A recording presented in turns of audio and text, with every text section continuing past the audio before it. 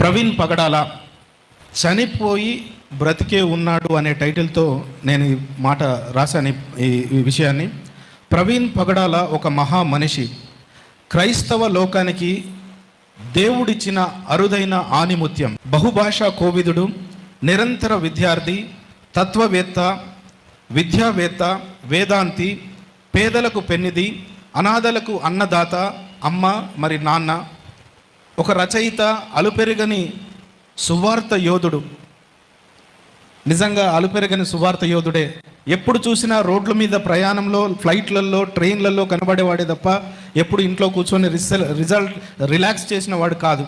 So అందుకని ఆ మాట రాయడం జరిగింది. అలుపెరగని సువార్త యోధుడు మన ప్రవీణ్ పగడాల.